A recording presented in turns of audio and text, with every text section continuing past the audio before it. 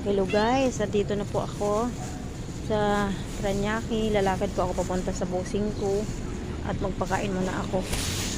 Dadaan ako ng simbahan kasi lahat ng problema ko at pangangailangan sa simbahan ko iniiwan ito. Ayan. Ayan po guys, ang aking alaga na pusa. Papakainin ko po. Tulungan ninyo ako mga kababayan ko. Ibuton nyo ako. Samahan ninyo ako sa pagpakain ko.